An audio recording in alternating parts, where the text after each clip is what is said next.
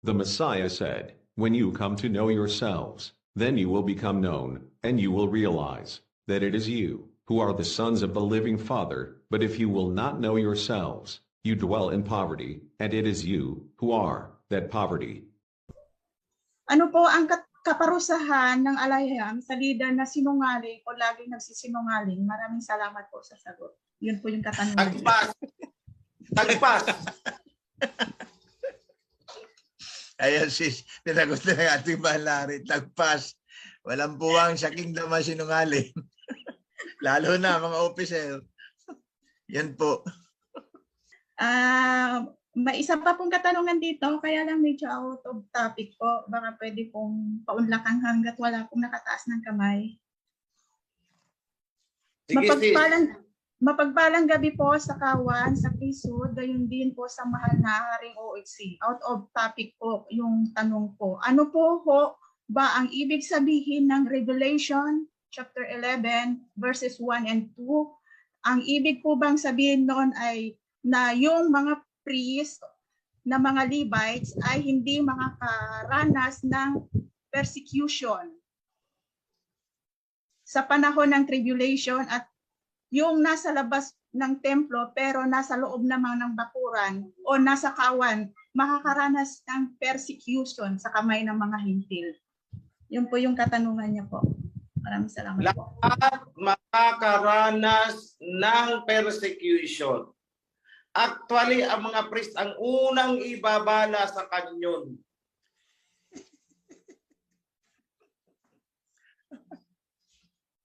Patitikim tayo. Pero hindi tayo lulusawin. Kasi ano ang promise niya? I will surely protect you.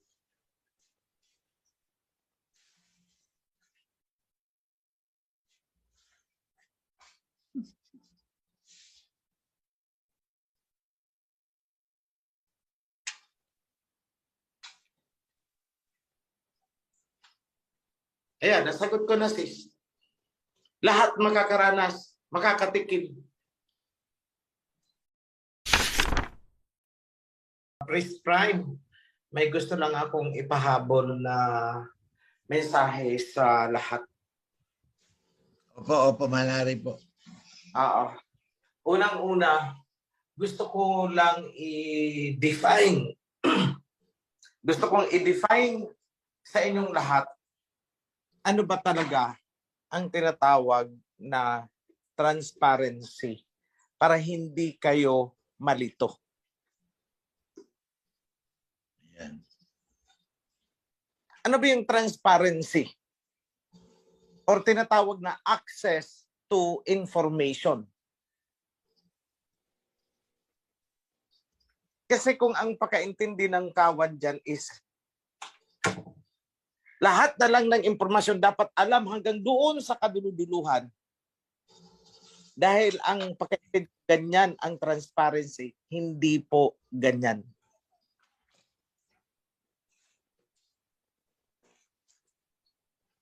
Hindi po ganun. Meron po tayong information na hindi dapat ipaalam sa hindi kinauukulan.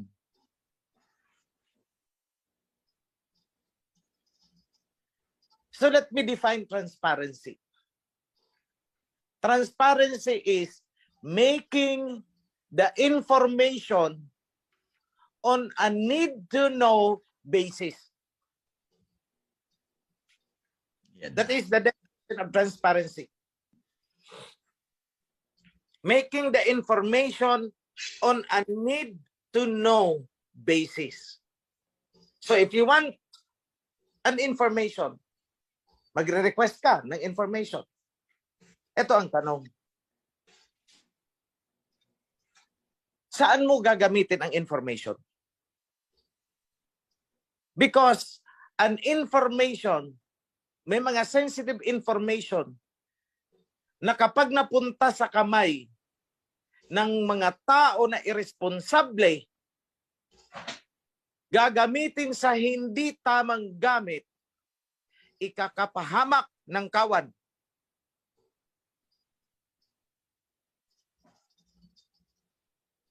ikakapahamak ng officer, ikakapahamak ng mga projects, ikakapahamak ng Prime Minister, ikakapahamak ng King. So transparency is releasing information on a need-to-know basis. Bakit gusto mong alamin? Wala lang, kasi ganito. Ay, hindi pwede. Humingi ng information. Ayun, pinagpo-post na sa Facebook. Ayun, napunta na doon sa iba. Tapos, tinitira na tayo. Ginagamit na upang kalabanin tayo. Worse, uunahan pa tayo sa resources. Kagaya niyan, nung may binibili kaming lupa dyan, somewhere in Albay, I made that confidential hanggat hindi nabibili. Bakit? Uunahan pa tayo ng ibang mga interesado eh. Dahil napakamura po na ibinigay ng lupa. Kung naunahan tayo, ano mangyayari? Di loser, anong pagkakamali? Kasi transparency eh. Kaya may mga members dyan sa Bicol region na wala silang alam. Ipapaalam namin sa kanila at the right time. Yun ang sinasabi na on a need-to-know basis. Ayan, binili natin ang lupa. On the early stage, pwedeng kaming akusa na, ay naku, nagpapayaman si UHC, nagpapayaman si Senen Jerez. Kasi sinisikreto eh. Maghintay ka. Dahil kayo naman ang gagamit niyan, hindi kami. Wait. Kung lahat na lang ng information ilalabas namin dahil transparency ang ipinaglalaban, what will happen? Many projects will be preempted. Mapupurnada.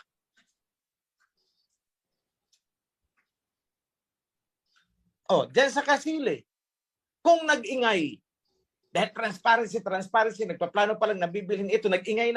Ano mangyayari? Di inunahan tayo doon ng iba sa lupa na dapat makuha natin. I remember, isang province dyan sa Bicol, I think it's Naga. Yung lupa ay bibilhin.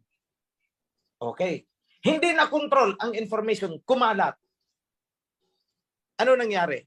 Nung babayaran na, i-acquire yata, ay aba, doble na ang presyo. Bakit? May nagbid kasi sa kabila eh. Huwag mong ibigay sa kanila ng 500 per square meter. Willing akong bilhin niya ng 700 square meter per square meter. May nakaalam eh. Nung i-acquire na, ay ayaw nang ibigay ng 700, 1,000 na. From 500 to 1,000 per square meter. Bakit? Ang iingay kasi, transparency. Ayan, tuloy, transparency kayo. But I'm not sure if it's Nagaha, I'm not sure. Basta there is this one case. Pasensya na, ang dami ko kasing iniisip. So magwi-waiver ako dyan, mag-disclaimer ako. Hindi ako sigurado if nangyari yun sa Naga or somewhere else. Basta may pangyayaring ganun.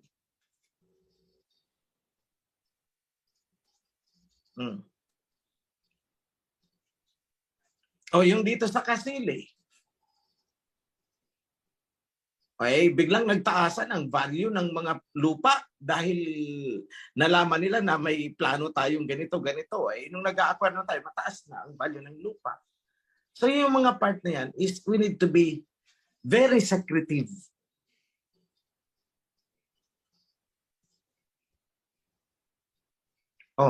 Secrecy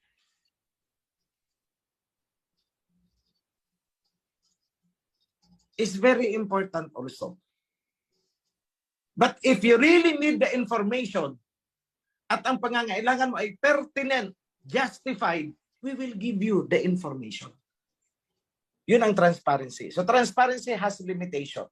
Ngayon, on the lowest level sa chapter, kung ang pagkakagastusan lang naman ninyo pinag-uusapan is project sa loob ng ng chapter ninyo, wala naman dapat ilihim sa mga members. Make it transparent. Nagpadala kami ng pera. Make it transparent. Ito ang pinadala ng head office. Kailangan malaman ng members. Magkano ang naging total ng contributions ninyo dyan? Make it transparent. Kasi kailangan yan malaman ng members.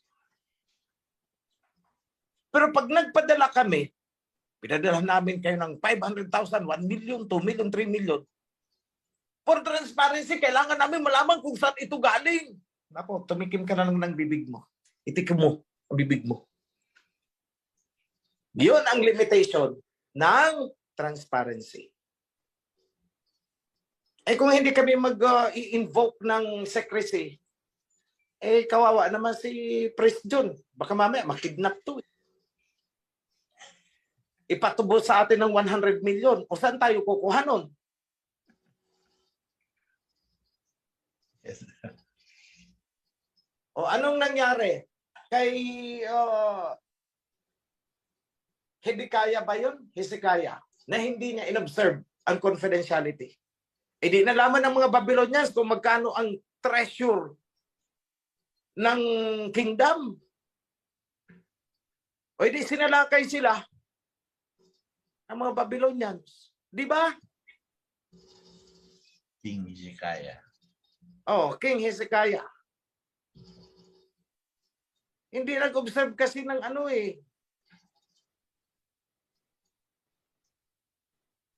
So dito sa atin, we will observe that.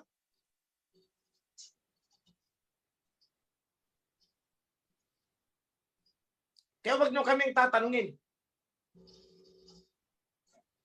Magkano ba ang total na pera ng foundation?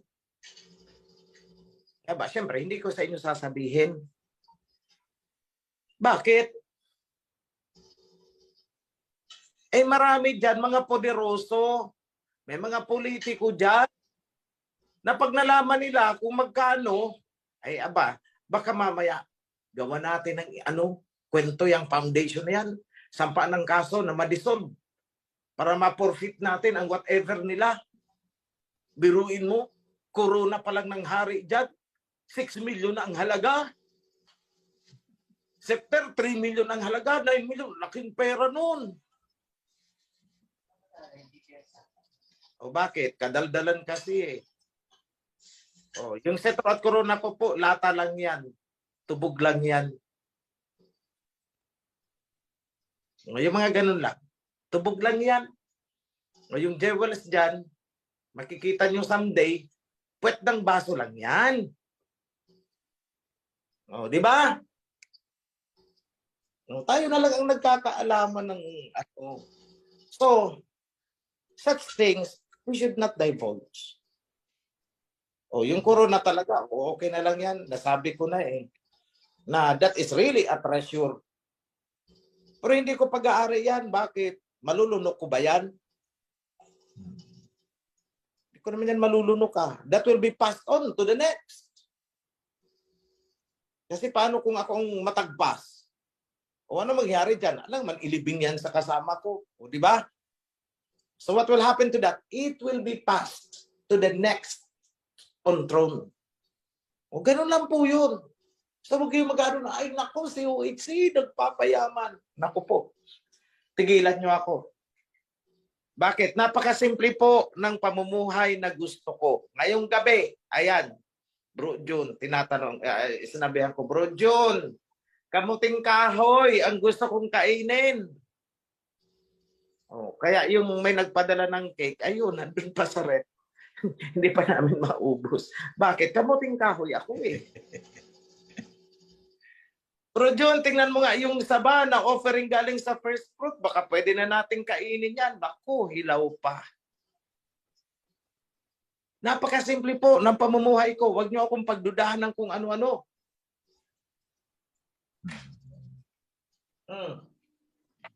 Isa lang naman ang kapritsyo ko sa buhay. Aminin ko na sa inyo, isa lang. Yung aking higaan is velvet ang linen, ang cover. Kumot ko ay velvet. Yun lang ang kapritsyo ko sa buhay, mga kapatid. At hindi yan buwan-buwan bumibili ng velvet na kumot. Hanggat hindi yan gutay-gutay, gagamitin yan. Oh, bakit? Ganun ka-smooth ang gusto ko. Kasi po, pag may nararamdaman ako na parang maaligas-gas, lalo na sa may bandang paanan, napapabalikwas ako ng wala sa oras kasi akala ko scorpion, insekto, or what. So, just for a peaceful sleep lang. O yun lang, mga kapatid, ang kapretsyo ko. So, don't think, kaya ang daming naiinggit sa akin, ang daming gustong mag-king. O sige, subukan nyo nga mag-king. Itutulog nyo na lang, hindi nyo magawa. Dahil magtatrabaho ka pa. Andyan, yung revisionist will do our work overnight. O sige, mag-king-king-king kayo. Sa mga interesado dyan. At pagkatapos niyan, wawantidin ka na ng mga sekta-sekta dyan. O sige, mag-king-king-king ka. Just akala kasi nila, yung buhay ng isang hari, yung para kang laging nakalutang, nilalatagan ng carpet, the best of the foods, yun ang kinakain, napaka-glamuroso, na, alam mo yun, pampered, the best of everything. Hindi po. Those just are a little comfort compared to the responsibility and stress. Yun lang ang konsuelo ng king. So wag po kayong mainggit dyan. Porket sinasaluduhan, inggit na inggit ang iba eh. Sila na ang gustong mag-king, ako na pinapalayas. Oh, ipaintindi ko na rin sa inyo. Ang foundation ay parang bahay na itinayo ko. Ako ang nagtayo. So, sagutin niyo yung mga interesado at atat na ako'y mapalaya. Sabi niyo sa kanila, ang kakapal ng mga mukha niyo. Kung sino pa ang nagtayo ng bahay, siya ang palalayasin niyo. Dahil gusto niyo, kayo ang titira, ay mga magnanakaw pala kayo. Ganun lang yun. Sabihan nyo, kapal ng mukha ninyo. O kayong hindi naman bawal yun. Hindi ka naman nagmura eh. Sinabi mo lang naman na walang hiya sila. You are just stating a matter of fact. Bakit mo pinag-iinitan si OHC? Eh yung foundation, siya naman talaga ang nagtayo. O kumbaga sa bahay, itinayo niya. Tapos siya ang palalayasin mo. Eh ikaw nga ito nakikisilong lang. You see? Yung bagang sitwasyon.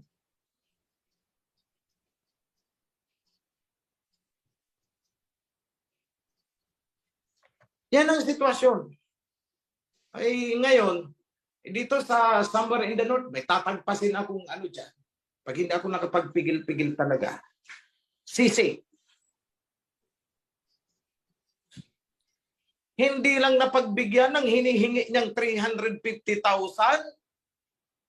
Aba, tinatraidor na ako. O bakit hindi ko binigyan ng 350,000? Pansariling interest niya eh. Pansarili. Hindi man lang sinabi na ito'y sa aming magkakapatid, sa kawan namin. Wala, kanya talaga. Korporasyon niya. Eh bakit kita bibigyan ng 350,000? Ganyan pala ang puso mo. O see? O di, ngayon, tinitira na ako sa Facebook. Impostor daw ako. Pinagawan pa ako ng ibang ID.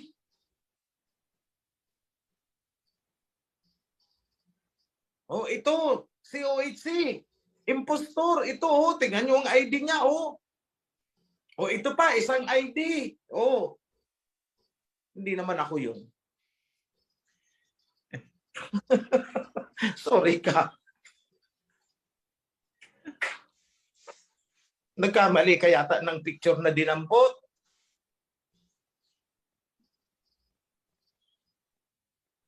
Lahat ng paninira, gagawin ng lahat ng sino man na interesado na nakawin or hijackin yung bahay, yung foundation.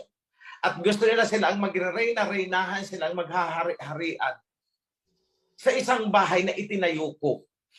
O, pasensya na, sasabihin ko ng ko. Yun naman talaga ang reality. So despite na ako ang nagtayo ng foundation, hindi ko pinagdadamot. Kaya nga, naandyan kayo. You enjoy the proceeds.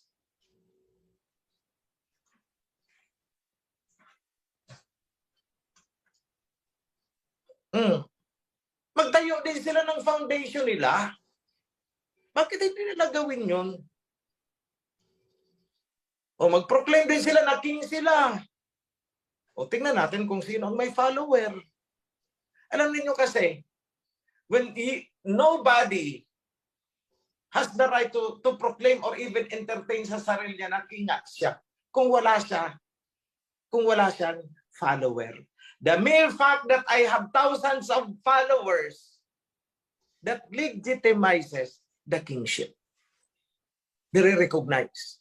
Kasi kung hindi yan nire-recognize, ay baliw ako. And by the way, makorek ko lang. Hindi po ako nag-angkin, hindi ako nag-proclaim ng mga titulo na ako'y mensahero, ganito, ganon. Sino ang nagbato sa akin ng mga titulo na yan? Kayo, hindi ako. Maghanap kayo kahit isang video na magpapatunay na ako mismo ang nag-declare sa sarili ko na mula ngayon, ako ay king. Wala. Dahil sa totoo lang, hindi ko naman hinangad dyan. Aanhin ko yan. Kumbaga sa pananaw ng mundo, pag namatay ka, isa lang naman yung nakakabit sa pangalan mo, RIP. Diba? Oh, aanhin ko yan. Those are only worldly fame. Tapos, katumbas niya sa grabing sakit ng ulo. Ay, naku, para kang bato na pupukpok sa sarili mo eh. So please, baguhin nyo ang tingin nyo sa akin. Ganda. Baguhin nyo ang tingin niyo sa akin. Yung mga nag-iisip-isip ng kung ano-ano dyan, post dito, post doon sa Facebook. Alam ninyo, habang kinakalaban ninyo ako, para nyo na ring kinakalaban ang bigas na para sa inyo. Para kang naggagalit sa bigas. Yun, kapag kayo ay nagagalit sa akin, para kayo nagagalit sa bigas. Itakwil ninyo ako para ninyong itinakwil ang bigas na kakainin ninyo. Ganyan po ang analogy on an spiritual sense.